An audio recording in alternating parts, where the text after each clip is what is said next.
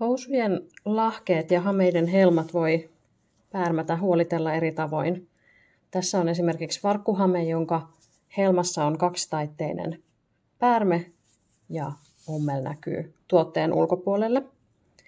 Vaihtoehtoisesti helma voidaan kääntää niin, että ulkopuolelle ei näy ompeleita.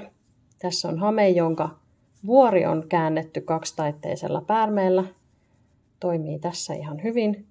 Ja sitten miehustakankaaseen on tehty saumurihuolittelu, taitettu silittäen päärme ja sen jälkeen ommeltu käsin piilopistot, eli pikeerattu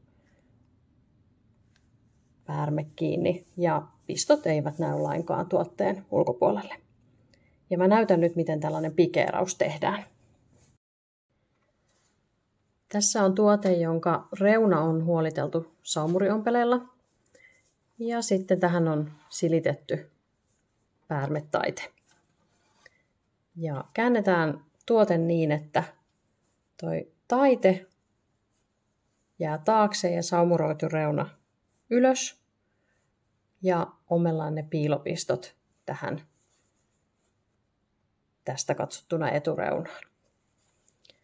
Ja pistot ommellaan noin sentin puolentoista välein riippuen vähän siitä, millainen tuote ja materiaali on kyseessä.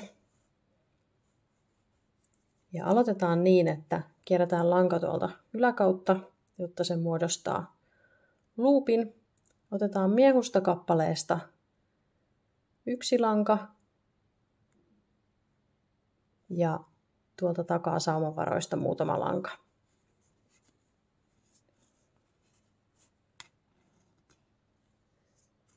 Ja muodostetaan tuommoinen lenkki tähän. Ja sitten ommellaan toinen ommel vielä, toinen pisto vielä tänne saumavaraan. Ja tämä lukitsee ton ompeleen niin, että vaikka täältä välistä joku lanka pääsisi katkeamaan, niin koko helma ei pääse purkaantumaan. Ja sitten toistetaan.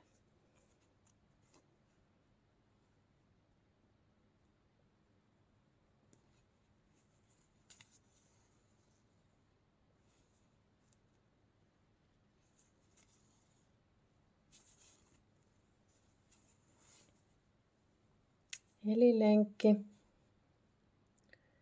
miehustasta yksi lanka, saumavarasta muutama lanka ja vedetään niin, että muodostuu luuppi ja sitten uusi pisto saumavaraan, joka lukitsee ton ompeleen. Ja näitä ei tarvitse vetää mitenkään kovin tiukkaan, jotta se sauma ei kiristä.